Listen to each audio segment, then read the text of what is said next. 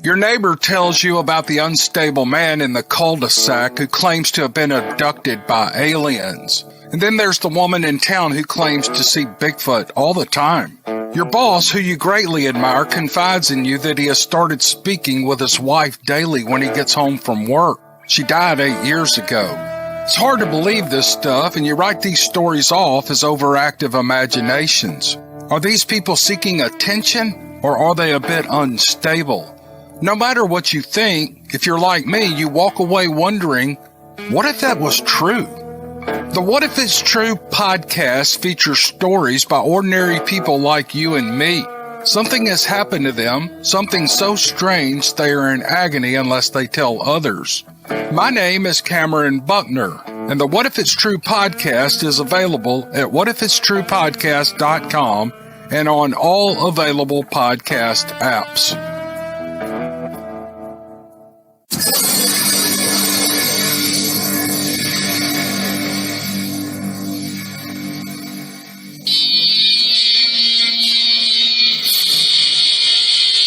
Welcome to Beast TV.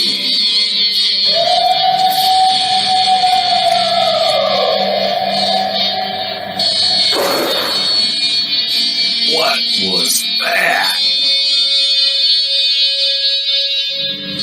You better get a fresh dip and buckle up.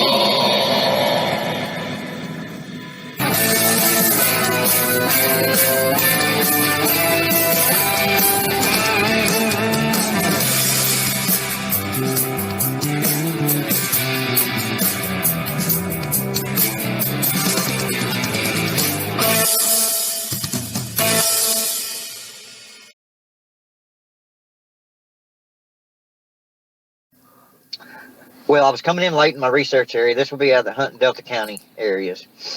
And I was coming in a little late, and whatever was there, I can honestly tell you, was waiting on me. Because I come in late, and he got mad. The way I looked at it and threw the cows across my truck. But that's pretty much how the story went. I was coming in late, and I was looking left, and I seen something in my peripheral vision go across in front of my truck. And I stopped my truck and looked, rolled down the window and looked out my truck. And sure enough, there was a coyote laying there. Looked like something had crumpled it up like a piece of paper.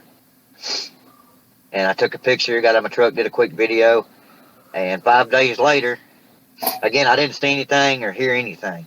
You know, I stood there for 20 or 30 minutes and nothing. 5 days later, I'm in the same area again, and I normally get up at the very exact same time and go to use the restroom where this coyote was laying in the videos. And I got up, went to the area, you know, to take care of my business that morning, and I hear this coyote taking her last couple of breaths, you know, and immediately my hair started standing up on the back of my neck. And I went back to the truck, got the video camera, and I was looking around the whole time and listening, being real quiet, you know, wasn't being noisy. And I went back and did the video of the coyote, you know, from one direction, and then I went quietly back to my truck and then came back from another direction of the coyote and took another video of the wound and, you know, and whatnot. But the whole time I was looking, there was nothing there. And whatever it was right there with me, but I did not see it. You know, I mean, this cow had steam coming out of her mouth when I walked up to her. That fresh. And it was an alpha female. She was pregnant. So whatever that was to me, you know, it's my only opinion, but that to me is a threat. You know, it killed an alpha. Number one, to show me, you know, and to me that's just showing me, you know, what it can do. Kind of thing. Right. But it only does this, it does this sort of thing when I'm in there past 6 or 7 days. Why, I don't know. I guess it's getting tired of me in the area. You know, it's tired of smelling my butt or something. I have no idea. But they do. I have noticed when I bring a 10 in there, they really get aggressive. To them, that's like I'm moving into their home. You know, that's the only way I can look at it. But they take it as a big threat. And that's after you know, I told you about the story earlier, the 10 issue, you know. Right. Yeah. I've never used a tent since then. Wow, that's interesting. We've actually been on an outing where a coyote was found like that, and it was just like, it was twisted up, just like this picture, like an old wet dish rag. Just, Yep. And when I saw this picture, I was like, wow, I have seen this before. It's just, It's pure aggression. I don't know what else to, I don't know what else to say. It's pure aggression, and it. Like I said, when I run into that pregnant female, when I woke up and staggered over there to take care of my business, and that pregnant female was there, that's some scary business, man.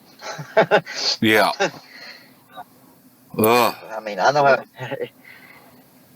But like I said, I don't know why I'm still out there in the woods after these incidences, but I'm still looking, and I'm just a glutton for punishment, I guess.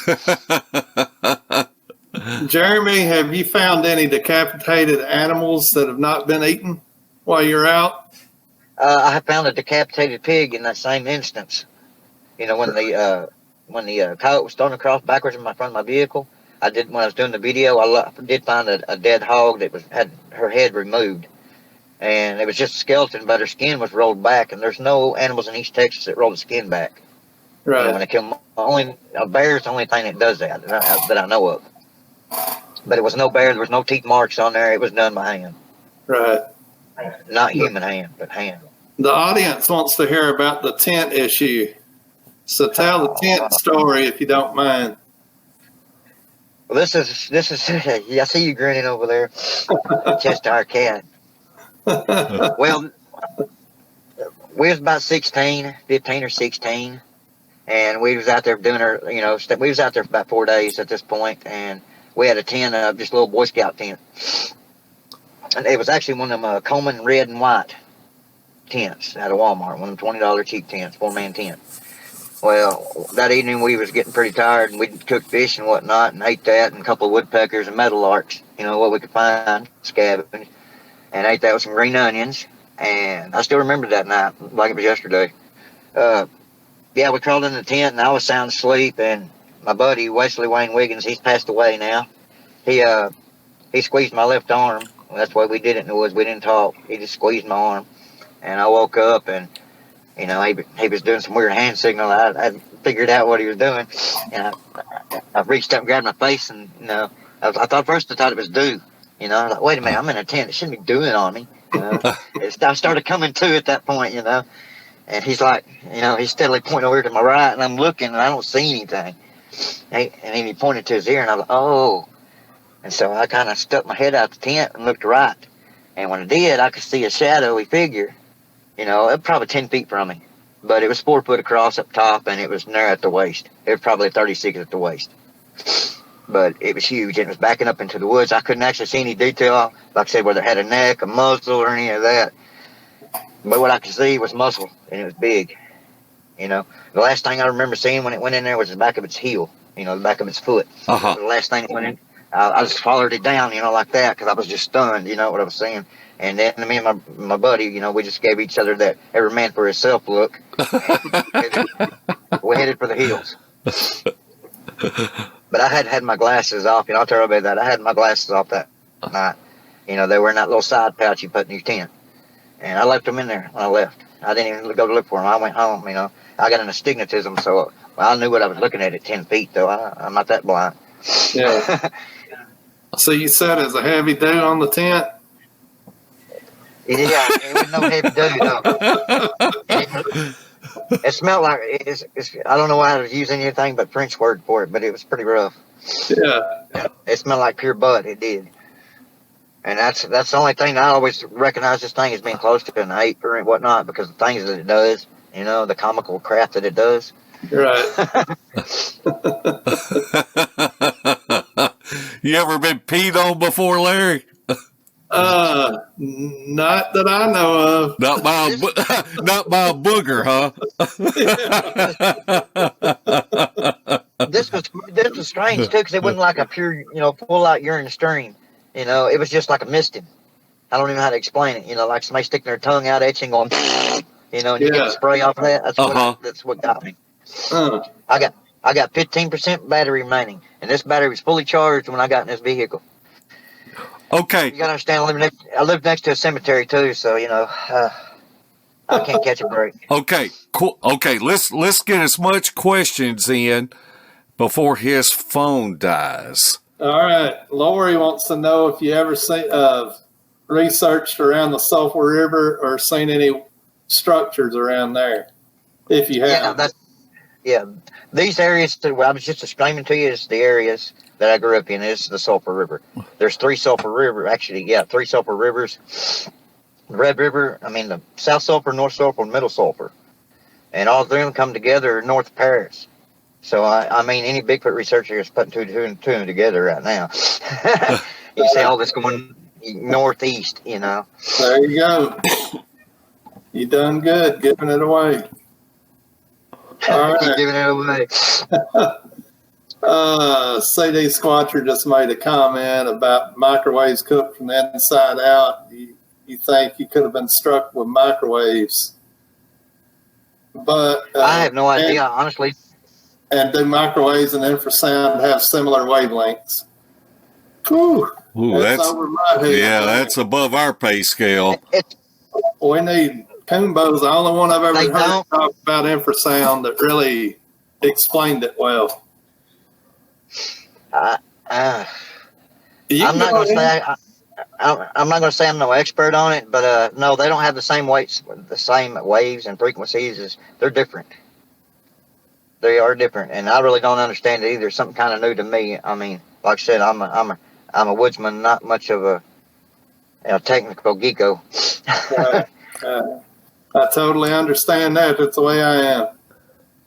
I know enough to get me in trouble, and that's about it. Me too. All right, we covered the 10 issue. What was Heather's question? Heather asked, what is the wild hog population in the area you research? Well, at the beginning of the research of the area, 10 years ago, wild hog population was outstanding. Within 10 years, there's probably a handful of hogs in there now. Oh. And that's not, they did not all leave and did not exit the area, or I would have caught them on camera. Whatever's in there is killing these hogs and anything else that's in its path that it wants to eat. Well, bacon's good. So I can't blame them. All right. I do have, go ahead. Kathy asked, have you ever looked one in the eyes? And if you did, what color were his eyes, I guess? Well, at the one point that I did, I've never seen it in the daylight or anything like that. I've never been that close to this thing. But the few eye shines that I did see that I have questionable, they glowed blue in the dark. They would actually hold my luminance off my light. And that was the strangest thing I've seen so far. And I can't explain it. I do have a witness that was with me at that point when that happened. So, go figure. You can call it paranormal. When I start seeing things glowing and stuff like that, I'm going paranormal route on that. So I'll quit. When that thing start glowing at me, I quit. Yeah. So I know you've talked about just the regular stuff that happened. What's the weirdest thing that's happened to you while you've been out? Gosh, I have so many weird. That's pretty bad. When I guess the weirdest thing I came up on, it was probably, that was probably the weirdest thing. Me and my dad came up onto a campsite over in Panning Lake area, and whoever was there, whatever was there, they left everything. You're talking about a camp with over $5,000 worth of gear set up in there, and it was strode everywhere. You could see whoever took off running. I'm a tracker, guys. You got to understand, I've been in the woods all my life ever since I was 8 or 9 by myself in them woods. Whatever scared them off, chased them off, it grabbed their clothing and tore it up too, like an old bear would do. I found the guy's hat, hundreds of yards away from camp. I tracked them running through the woods. You can see where they were frantic. I could see where they were running into stuff that they shouldn't be running into, full bore, knocking bark off the trees and things like that. It just, every time I see and think about that, I think about that Russian incident. Y'all know the story. The Russision kids, the teenagers that got missing. Yeah, that's what reminded me of, because there was just too much stuff there destroyed, even weapons, and it was just odd. And the second thing, strangest thing, I guess, would be when the game warden tried to convict me of that Horton Bottom marijuana cannabis farm. Now that was a hairy incident. I was looking down AR-15s, all hot and ready to, it wasn't pretty scene. But yeah, they actually realized who I was, and everything got straightened out. But it was kind of ugly and hairy there for a few minutes. I mean, hey, these guys are ready to shoot somebody. All right, we got another request, and they want to hear the story of the coyote stuck on the tree. Oh, that's the video that the coyote stuck on the tree. Yeah, Is that the one? Is that the question? Yeah, I just explaining that. Oh, my bad. The coyote that was stuck on the tree, well, it was thrown up against a tree, and it had crumpled. That was the alpha female. I wake up. She was pregnant. The wound on her, I could go on deeper with her. The wound on her was a grip. It wasn't no bite mark or anything like that. It was a dull finger, and it went through her body. And it was a strong grip, and it was probably a 7 to 8 inch hand. When I did that second video, you could actually see the handprint. When I moved my hand, I never touched that cow. When I moved my hand, you could actually see her hand. It went all the way around. Yeah, I saw that video. It was asked, and I may have not seen it till you already answered it. All right. Yep. Lady in the Woods. See, I'm on cue. Lady in the Woods asked, has he ever gotten sick around them? And if so, what? And you did. Yeah. She may have missed it. Yeah. Well, yeah, I got sent to the hospital and I had a near-death experience. Yes, I did. That happened to me. And doctors can't explain it. But something got a hold of me out there where I researched where these things are. So, 2 + 2 is 4 in my book. Yeah, definitely. Okay, there's Heather's question. She wants to know what your most intense experience was. When this thing howled at me and my dad when I was 12 years old. That was, really my first experience. Always my first real experience, I could say, And when you had your first real experience like that, it's something you'll never forget. It's always going to be your craziest time. Right. It's like yesterday to me. I can repeat this thing's howl time after again. Right. And it didn't just do it once at us. It did it several times. And it's almost loud enough to make your ear bleed. Kathleen wants to know, have you ever seen any evidence of Dogman? I'm on the fence about that one too. I keep an open mind, but I have not seen any evidence of something with a canid critter on 2 legs. I haven't seen anything like that. I do know what I did see in the dark, the silhouette of this creature, and I did not see a muzzle. No, he was too far really to make any kind of determinations. But I just don't see him having a muzzle or canid-like teeth. I see it having more flat human or ape-like teeth. Maybe 2 canines on the side. According to the mussels that it eats, and the teeth marks that I found in the mussels, that's where I get my data from. Uh-huh. Any fruit that I found, that like the wild plum trees I run into, they're perfect human bite-sized marks on a lot of these fruits. These pears, the wild pears that I'm running into, have human bite marks on them, and there ain't been no human in there, so somebody explain it. Right. What type of experiences have any of the other? I know you said there's several hunters that go in there, and you also talked about the pot growers. Have you talked to any locals that have had experiences in these woods that you go in? Most of the locals that have, they won't talk about it, but nearly every episode that we've had out here have been by law enforcement. Sheriffs have seen it. The story of Horton Bottom's famous. The sheriff pulled up. He got a call that something was attacking his pigs. He pulls up and he looks. When he pulls up and he sees a 8-foot creature, the 9-foot creature carrying a pig over a fence, a wood pallet fence. He stepped right over it, and his backup showed up. And when his backup showed up, he sees the same thing, but from the other direction. It comes back across the fence and gets another hog, a smaller one, and goes right back over the fence. And they both look at each other, get in their vehicle, and drive away. And that ain't the only one as well. On Highway 50 and 224, there were several sightings by other officers.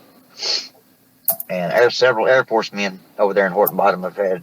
They called it the Naked Woman, if everybody's ever heard that story of the Naked Woman in Horton Bottom. They used to see these things playing in and out of trees and things like that before they built the lake in. Jeremy, Don't Yes, sir. talk about a naked woman in Horton Bottom, or Mark will be down there with you for 40 days.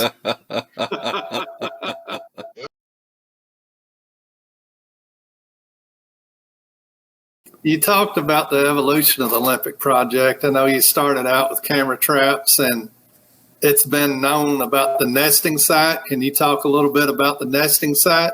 Yeah, absolutely. It's one of the most exciting things I've ever been involved with, period, bar none.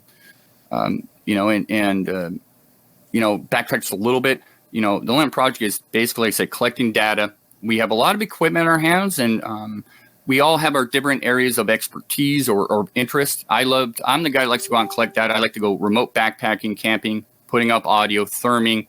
That's kind of my gig, so that's kind of what I do. And I bring it back home, whatever I collect. If I collect anything, more times than not, I don't. On some occasions you do. And so that's kind of my gig. But with the nest sites, so that was brought to my attention by Derek Randalls back in 2016. Derek Randalls got a call from a timber cruiser that was in an area up here in Washington on the east side of the Olympics that came across some oddities, some nests, and he had no idea what these were. And the reason he contacted Derek was because Derek is a landscaper by trade, and Derek had done some work for this individual 10 years prior and knew of Derek's interest in Sasquatch. And this timber surveyor, I think he's been doing this for 25, 30 years, out in the wilds, going out by himself, hiking, so he's encountered every animal out there because you're going to. He came across something he had never seen in his 25 plus years of surveying timber cuts. And so Derek went out to this area with this timber cruiser and our partner James Millian of the Olympic Project and a couple of DNR guys, Department of Natural Resource guys. And they make it out to this area, and subsequently at that time they had found 7 total nests, ground nests, and over all of their field time, which is over 200 years when you add up all their time in the field and stuff. They none of them had ever seen anything like this, and they were just perplexed. And so what transpired there was, okay, this is something significant. It's interesting. We were thinking about logging this area, clear cutting it. We'll give you a key and you guys can study it. So we got other areas to clear cut. We'll give you 5 years. You guys can study this area. And that's unprecedented. I mean, that just doesn't happen because everybody likes to do the whole conspiracy thing. And, I don't get into that. If there is, if there's not, there's not, I don't know. But a timber surveyor led us to this. We did not find the nest ourselves. Mm-hmm. And the reason we didn't, and it's very interesting because this area is not an area that you're going to hike in, hunt in, there's no business anybody being out there. The huckleberry is, sometimes 9 feet tall. It's very rugged terrain. It's very thick. When you're going to this area, you're crawling sometimes to get through the brush. You're falling. You're eating it. It's kind of a nasty area. And so this timber surveyor was the only guy, in my opinion, that was ever going to find these things unless you were lost in the woods and didn't know what the heck you were doing. Maybe you come across them and you probably never report them. So I was later invited up to this area because at the time I was still in Portland. I moved up to Washington in 2017. So I made the drive up and I hiked up with John Pickering of the Olympic Project, James Milling, and Derek Randalls and David Ellis. And when I got eventually, because it was quite a nasty hike, it was fun, but it was nasty, remoteness and all that, I couldn't believe what I was looking at. We're talking 2.5 miles behind a lock gate. Nobody's going into this area, and it's way off trail. I mean, way off trail. On a finger coming off a ridge. And that's something that's interesting is that basically you got a ridge line and you have fingers coming off the ridge line. So if you're looking at your hand, you got this ridge line and then you got fingers coming off. Well, the nests were all at the tip of these fingers, all at the tip of these fingers. And the original, there's 22 found to date and wow, spread out along these fingers. On the primary nest site, you have about 7 nests on the primary nest site, the original find. And they're spread out very strategically. In fact, Tom Baker of the Olympic Project, when he was out there and saw the setup, he said, man, this is so military-like how they're set up. And the they're all made out of huckleberry tips, all of huckleberry boughs, nothing else, just huckleberry boughs. And the whole area, you're hiking down to this area, and all of a sudden, boom, you're in, and here are these nests. You can't see these from the sky because of the overhead of the tree canopy. You can't see it from a distance. You have to literally walk right into this area to see these nests. And when you get in there, they're decimated. All the huckleberry tips, 360, are completely snapped off. You got all these woven nests, woven in giant bird circles. No, and here's something, I want to make a point here. When I say nests, I mean nests, not a shelter, not a structure. There's nothing. It's just a ground nest, a giant ground nest. And Derek Randall's, after doing a lot of research, before I went up there, said, hey, man, the closest thing I could find on the internet are gorilla nests. I mean, they look almost identical in a lot of ways. And when I got there, I had to agree with him, and we've had, bear biologists look at them. They're not bear beds or bear nests. We've had a lot of different individuals, including Dr. Jeff Meldrum, out there to look at them. And he was, when Dr. Meldrum gets excited, he goes, oh my. And that's the most you're going to get out of him. So when he says that, okay, he's interested. Right. So in the primary nest site, you have the ground nest. Well, what's interesting as well, two things. One, at the point nest, so the nest closest to the ravine, and you got to understand that you got the finger there in the point. Well, right below there is a huge drop off down to a seasonal salmon creek, and that seasonal salmon creek periodically gets so much salmon in that creek that you could walk across it. Wow! And so, but it's a steep drop into a ravine. It's a western facing slope, so you get the sun, and you got that fresh water down below with seasonal salmon. I mean, literally, the first time I went out there, I couldn't believe how much salmon were coming up this creek.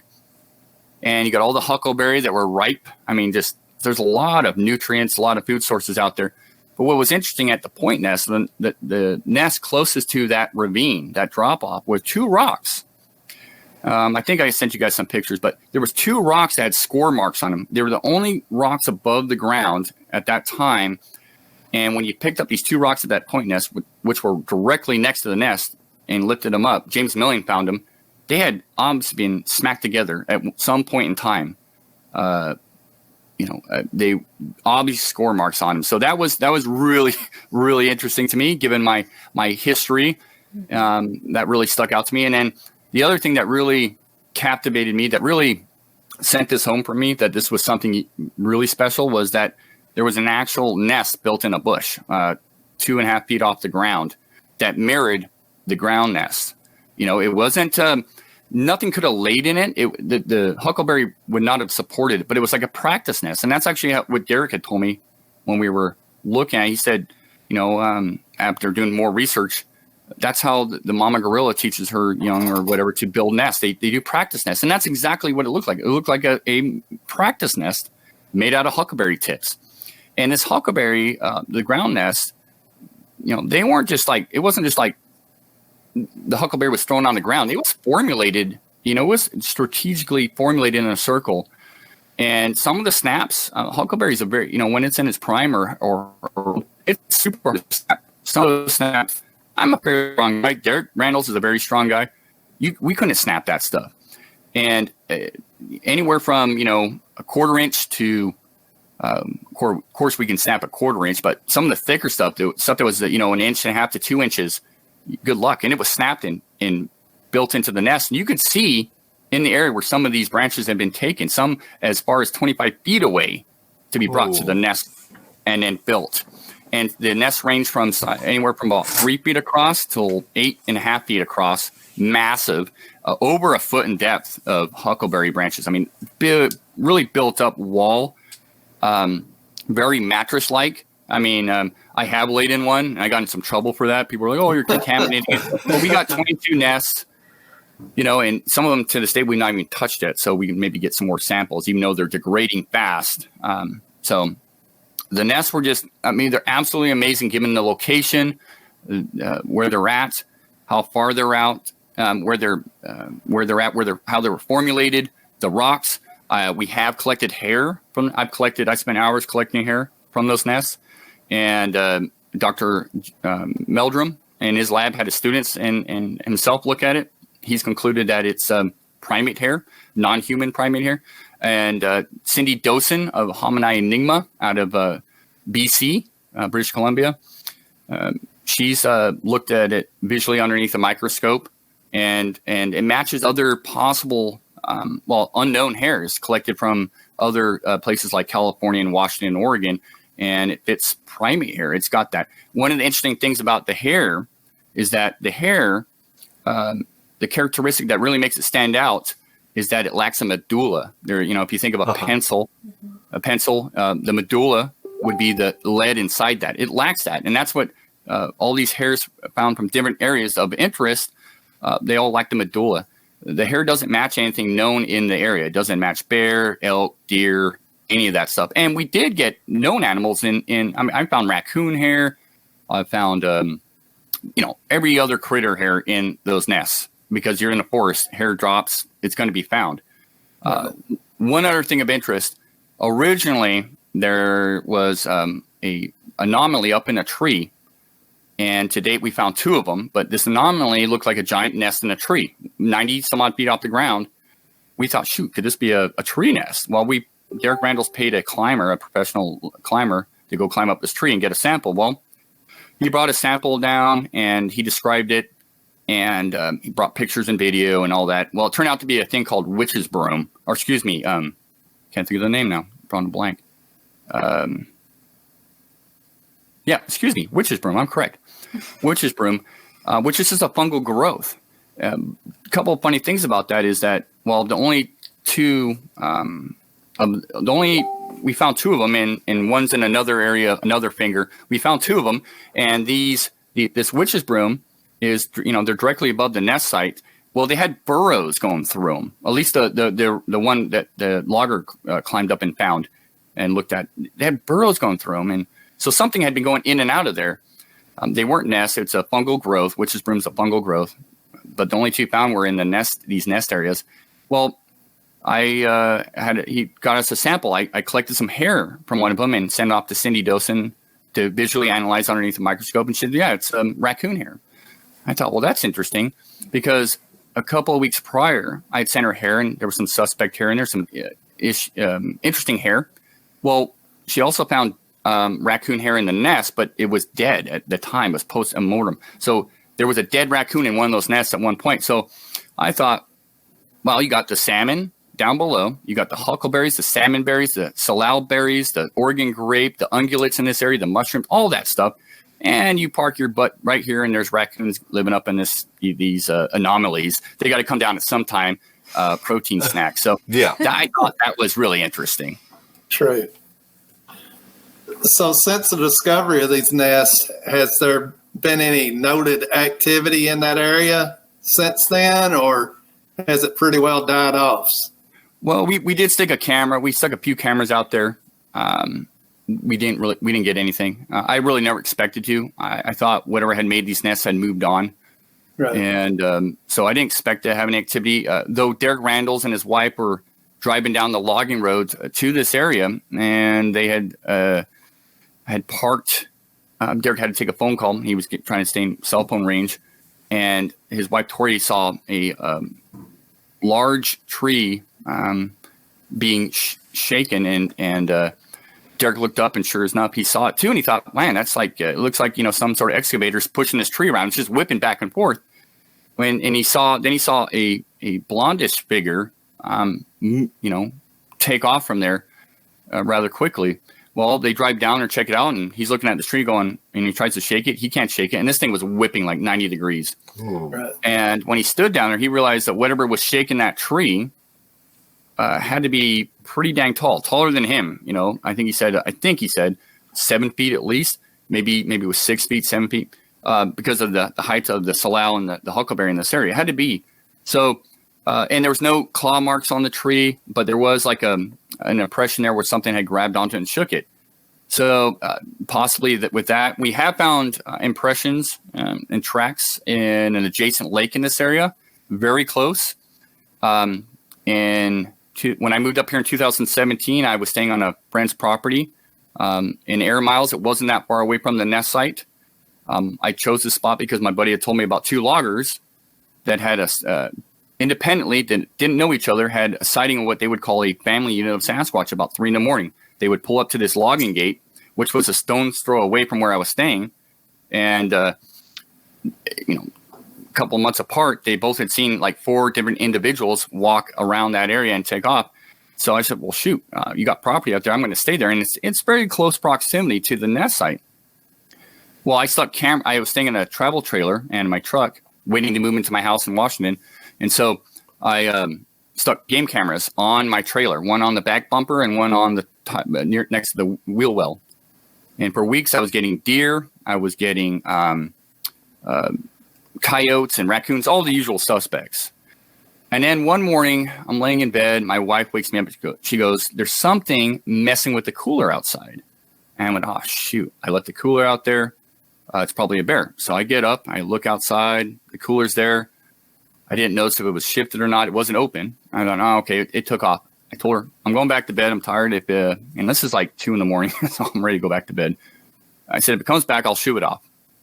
Well, nothing else happened that night. And next morning I get up and I'm checking my game cameras, and I did capture on one of my game cameras. I did notice that the cooler had been shifted, not open, but shifted.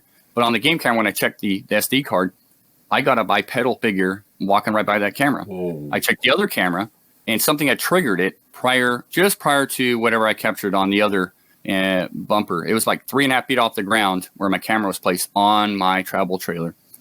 And it's so close to it that it's kind of a white figure, but you can tell it's bipedal. I've had people say, hey, could it have been a moth or whatever fly by it. I've done experiments. It's bipedal. It's got an arm. The arm looks like it's triangular at the tip. That's because whatever it was had its hand cut like this. Mm-hmm. So when I was doing the same movement and multiple experiments, I was much smaller in size, but I could still make the same movement in my hand based on, it was an old Wild Game Innovation camera, so it wasn't the best, and the flash was really white. But it's a bipedal figure, no doubt about it. At 2 a.m, it was 28 degrees outside in the month of January. And just really, it's not absolute by no means. It's just interesting at the end of the day. And, I don't want to even call it a Sasquatch. I just don't know what else to call it because it's bipedal. So it's either a person or it's not, in my opinion. When I walk by the camera in my experiments, you can see my clothes. I walk by it naked. You can tell it's me. This thing was much larger and was moving quickly if it was the same individual that triggered the other camera. And so, little thing about game cameras. Sorry, I'm rambling on. I know. I apologize. No, that's fine. Oh, when it comes to game cameras, what I like to do now, I get 2 ideas with game cameras because I know it's a topic everybody likes to discuss. One, I think we're arrogant to say that we can capture a Sasquatch on game camera. We know where to place them. It's arrogance. Right. It's luck of the draw, pure luck.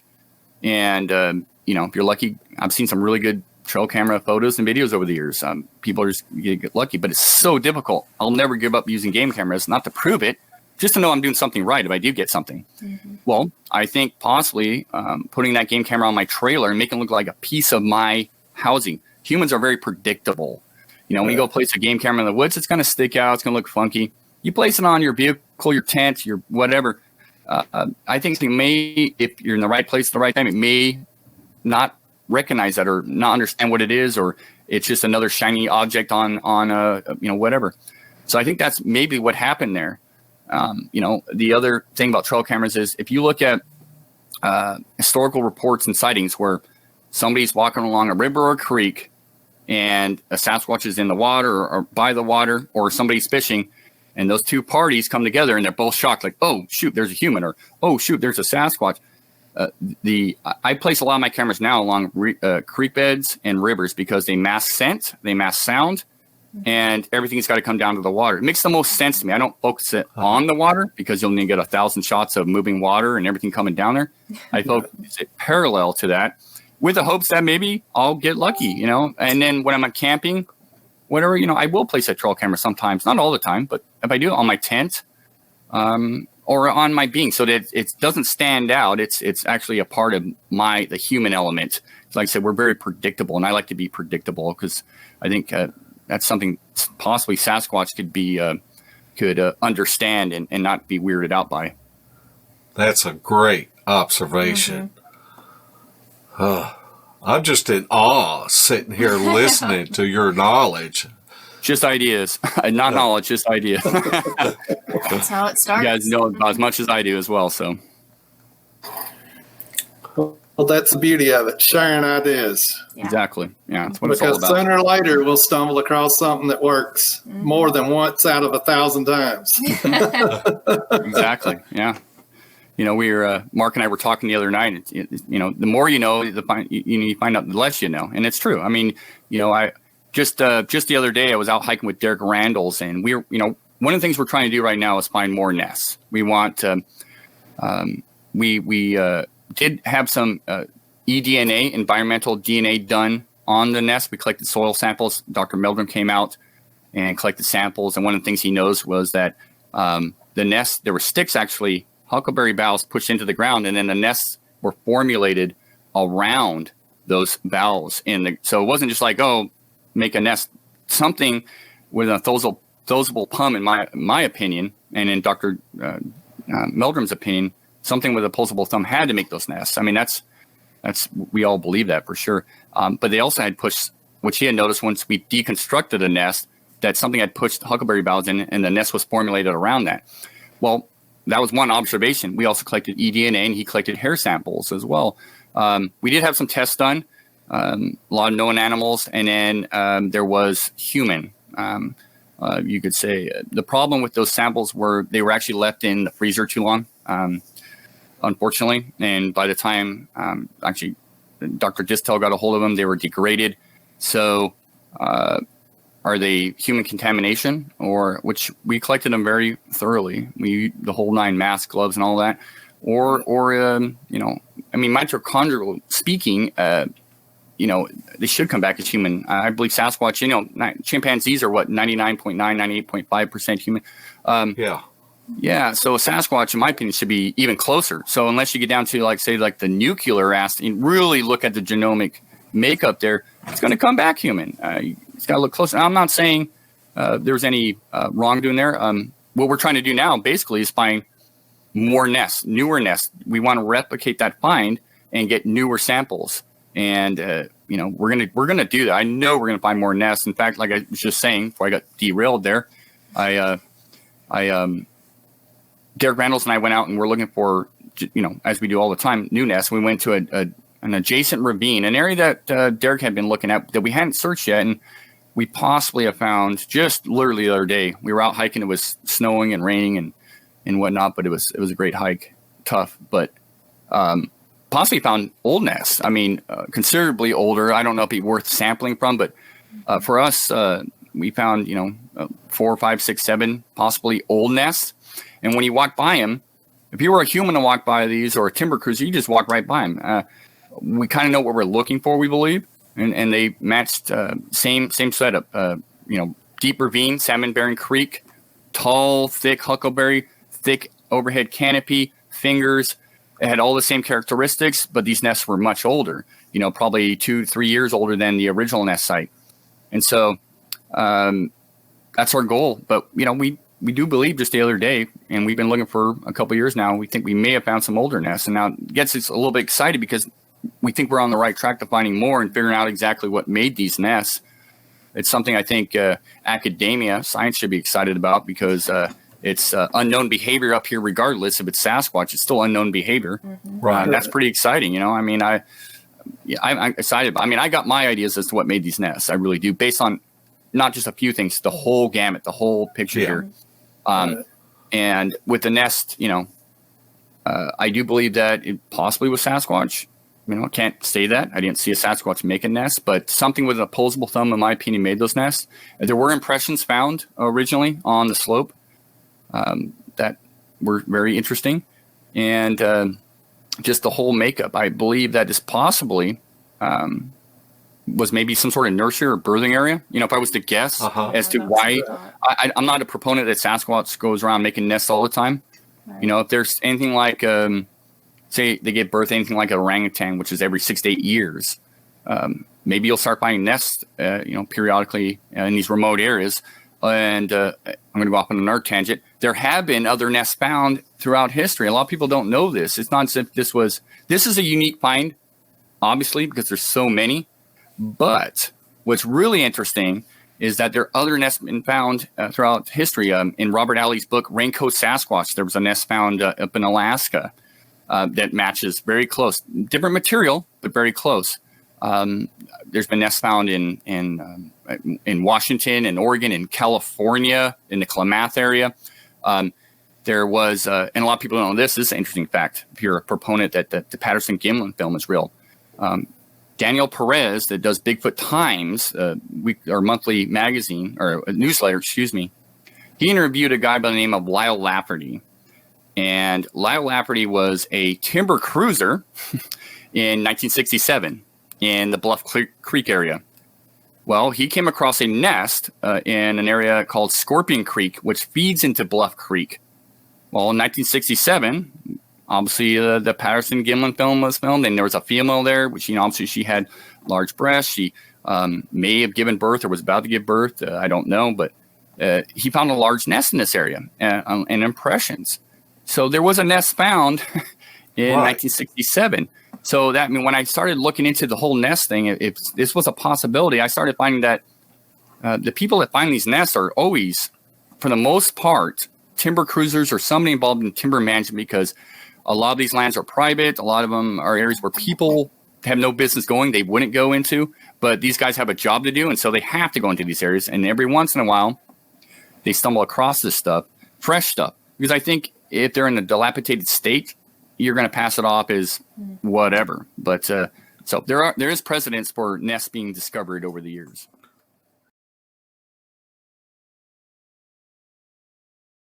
For the rock clacks, when we got to the top of the mountain, I'm not sure if it was Kain or if it was Eric that found the sapling snap, that what we believe that we heard from our primitive camp. And it was almost directly above us, above where our camp was, but just 1,500 feet, we were below it. And you could tell that it was a fresh break. And beside that pretty good sized snap, there was several other smaller saplings that had breaks too with them. Eric, do you want to talk a little bit about the sapling break that we found up there? Yeah, that was actually Kain had made it to the top before we did, and he's the one that really pointed it out, and it was interesting. I mean, it was fresh as fresh could be. Plus, it was peeled back in several different parts of it. The bark was peeled back on it. And then, right to the left of it, there was two saplings right beside each other that were just completely snapped over. Kain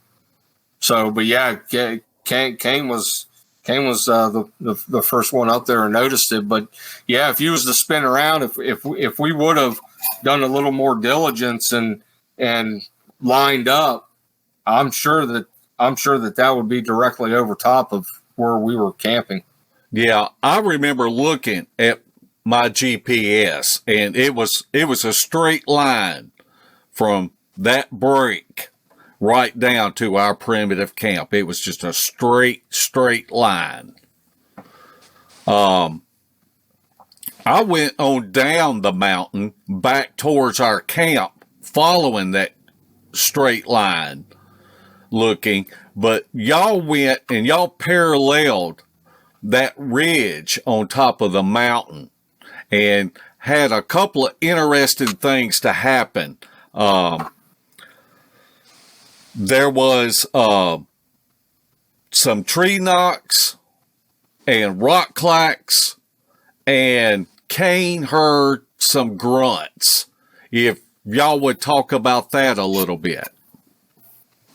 Yeah, when Larry and I, that second rock that was displaced and moved over,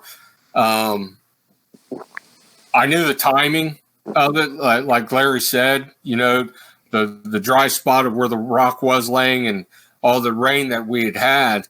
I knew the timing of it, and I knew that we were in an area, and especially with what Kain, the fresh break that Kain had found up top, and then the fresh impression that he had found, coming up behind me. That's in my head. That's when I started putting time into it, and I knew we were fairly close to something. So I started moving a little quicker. I wanted to get up on top of that ridge and kind of dogleg back a little bit. And when Larry and I came over top of it and started to turn, it was when we got the rock clacking. And that, I mean, to me, I've been able to decipher different sounds, and you spend so much time in the woods and you can decipher different sounds and stuff, and you kind of just, that's this, that's that. But when you hear a distinct rock clacking and the sound that rocks make together, there's no mistaking of what it is. And as soon as I heard it, I looked to my left and I saw Kain, and I don't know if he knew where our location was at that time or not. But I saw him making his way around the bottom of us and coming around the ridge to be in front of us. So I got his attention. And as soon as I got his attention, I heard really, really, Larry and I both heard the rock clacking, and then we heard the heavy footfall just moving through the brush. And I'll tell you right now, there was no mistaking whatsoever that was bipedal movement. And that's when I really got Kain's attention, and to let him know that, he's walking right into this.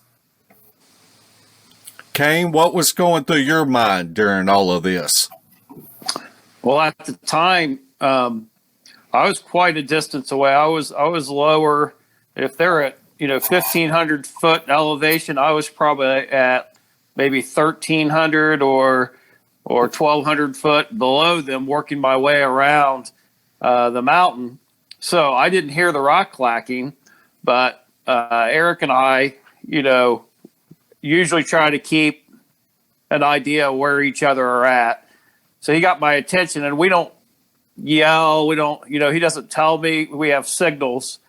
He gave me the signal, like, you're about to walk into something. So I just slowly made my way around the bottom side of the mountain.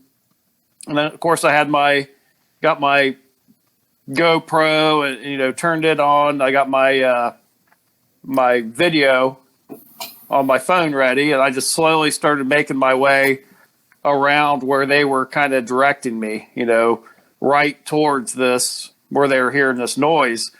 And I did hear something. It was a kind of not really a grunt, but more like a ugh. Very distinct. Didn't see it, but I definitely heard it, and it was right in the location they were guiding me, towards. So I just slowly kept making my way around, and then sat there and ran some video for a while. But I think by probably that point, it probably had moved, because they heard some movement. I'm still not sure. I sent you guys a little bit of my audio from my video. There was a lot of interference, like it's fine. And it's almost like I walked into some kind of interference on my video. You can hear it distinctly, like crackling, like an RF signal in interference. I don't know if that has anything to do with anything, but that's stuff that I always note and ask you guys, like, hey, did you experience this? Because, my video on my phone is fine, and it didn't do this except in a certain location. So I don't know what that means, but it is something that happened on the video. I don't know, in my mind, when I heard it, I'm thinking, low frequency. I don't know if we captured some of that, infrasound. I don't know, but it was definitely on my video. A lot of times, me and Larry will experience that our battery will go dead on the camcorder.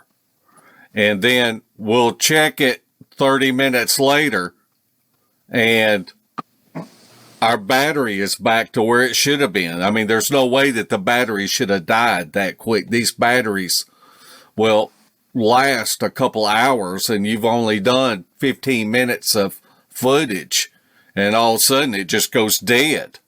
And then you open the camera back up, and it fires right back up, and you're right where you were at before with the battery. I would really like to see some kind of study, or maybe learn more about it. Is it, magnet fields or what, or infrasound, or what could be causing our batteries to die like this and then come right back to where they were at? Yeah, I was going to also mention, I turned my GoPro on at that same time. I don't even think I told you guys this, but my GoPro was malfunctioning. There's nothing wrong with it, but in that instance, I could not get it to record. So that's why I was using my phone to begin with. And, after the fact, it ran fine. Just in that moment, I was hitting the record button, and it'd record for like a second and completely shut off. And I'd have to turn the power back on. And I hate doing that in that moment because it beeps. That kind of gives up your location, and I hate that. So I did it twice, and then I just, as I got a little closer, I just decided to just use my phone. I didn't want to lose the opportunity. And I don't know. I have no idea what that means, but it's just something that I make note of and let you guys know. That way, if we all experience something, the same thing in the same area, maybe one day we'll be able to kind of figure out what's going on. Absolutely. Well, I haven't reviewed that video yet. Mark, have you looked at that part of the video, or unsure where it's at? I've just pulled clips for the show, but I have not sat down and actually analyzed the video yet. Well, I'll try to go back to it and look. But while Kain was coming around there, Eric made contact with him, and this is funny to me. Because Kain gave him the walk-through sign, and Eric turned around. Well, Eric gave Kain the walk-through sign, and Eric turned around to me and grinned and said, "That's good bait."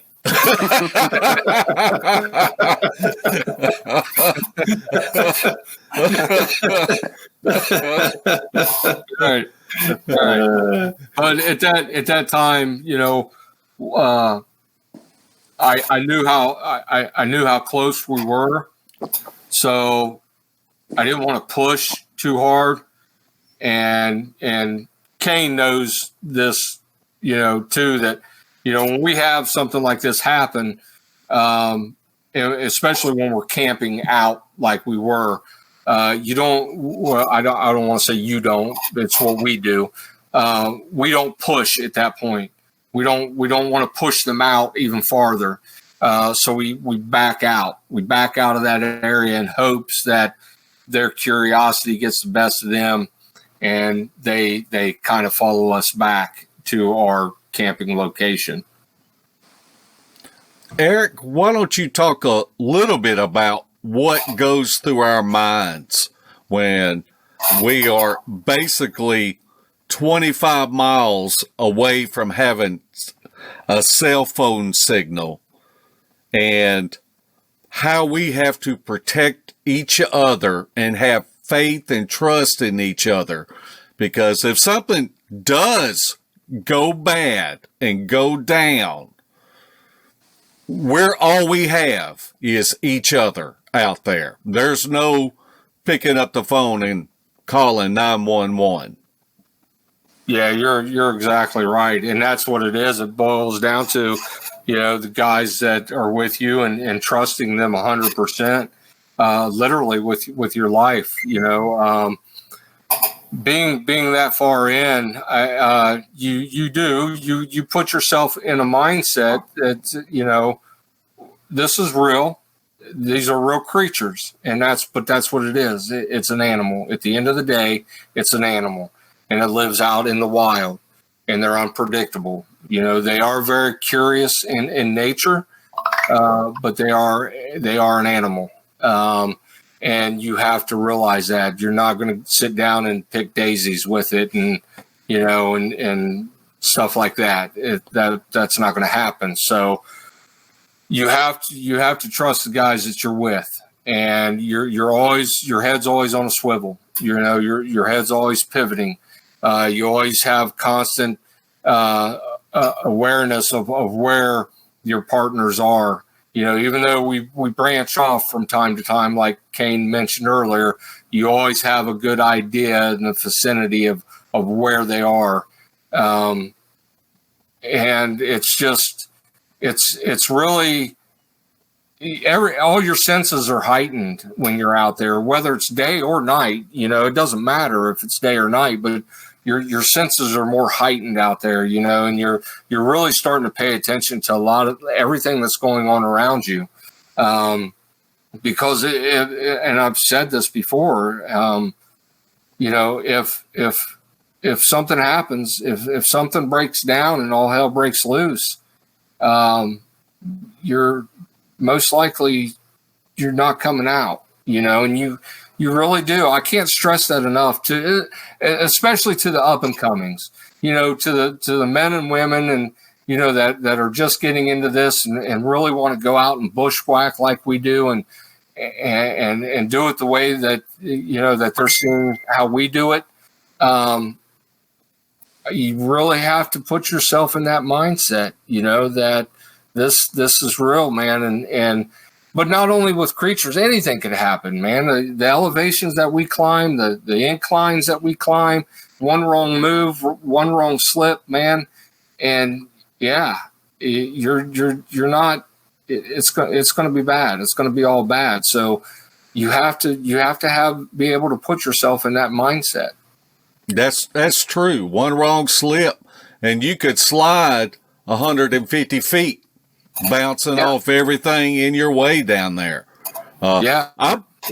Personally, now I do carry a pistol, but I carry a pistol because of the wild hogs that I have seen out there. I'm more afraid of running into wild hogs than I am anything else out there as far as animal.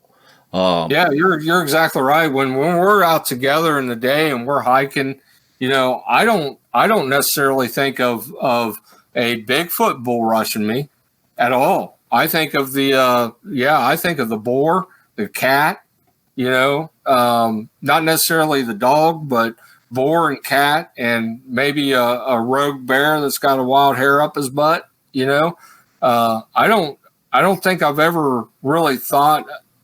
You know, it's in your mind, of course, but those are the animals I think of putting me in harm's way, or me being in harm's way of, you know, or those animals. You know, one thing that we do that's probably different than what a lot of people are doing out there when we plan these expeditions. Our expeditions are kind of like a survival / expedition, because the way we hammock in, and we put ourselves kind of in a survival situation as well as doing an expedition. And, you know, Eric and I have 20-year history together, so I know that he's not going to cut up and run. He knows I'm not. We've been in these situations together, and we know each other. We know, you know, he's got my back, I got his back. And we've got a history with you guys. You know, we've been in some hairy situations. So that's kind of the people you find that you want to do this type of stuff with, is guys that you know that aren't going to run. If we were to take someone out with us and get in a situation like this and they freak out, that's probably the last expedition they're going to do with us. You know, it's you want people, you know, and you know, it poured down rain all weekend, but we had a fire all weekend. I mean, you got 4 pretty good woodsmen out there that are quite capable of doing this.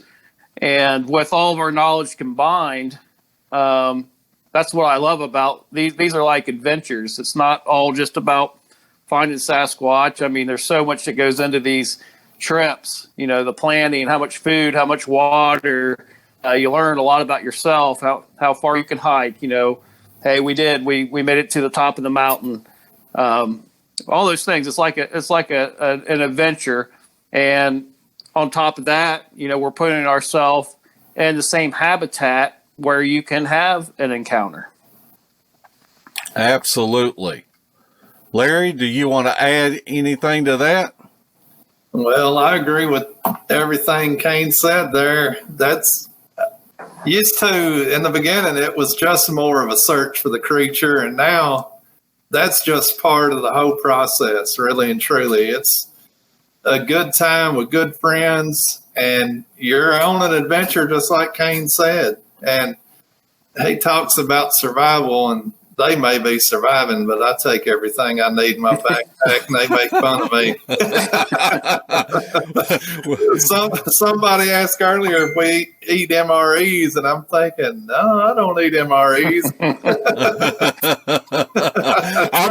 I might eat Kain if I get hungry.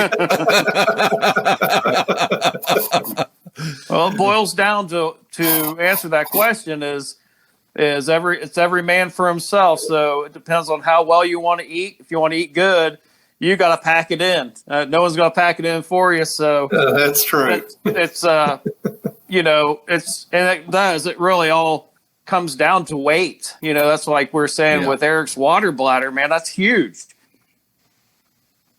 Because just carrying water, we're not just doing a hiking trip. We're also researching. So we have all this gear, all this weight, and it's a real challenge to get back to these remote areas.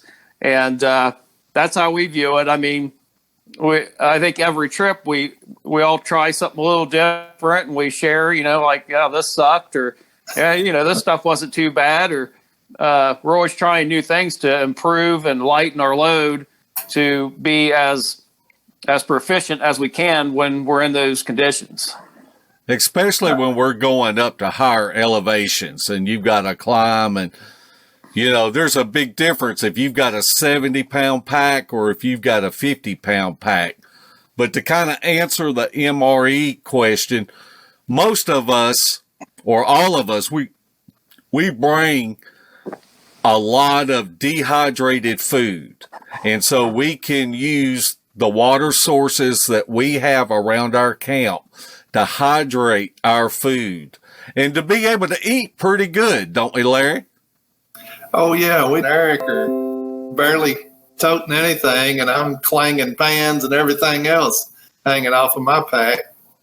But I'll cut down sooner or later. I promise. Maybe.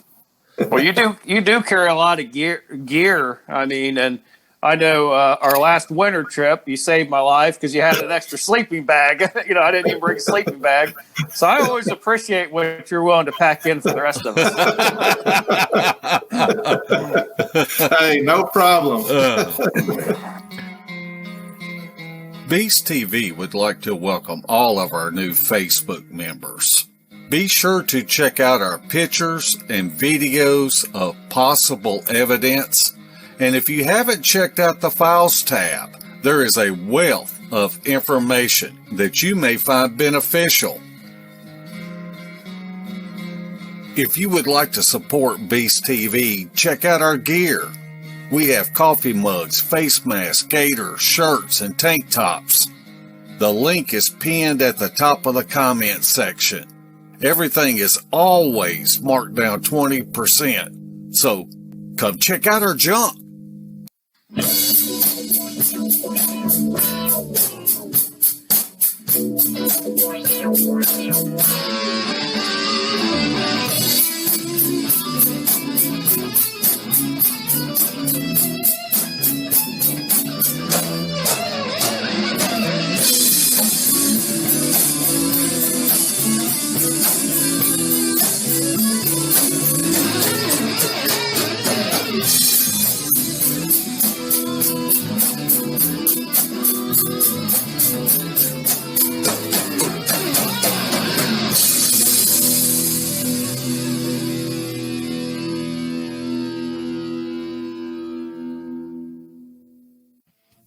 This has been a Sawdust production.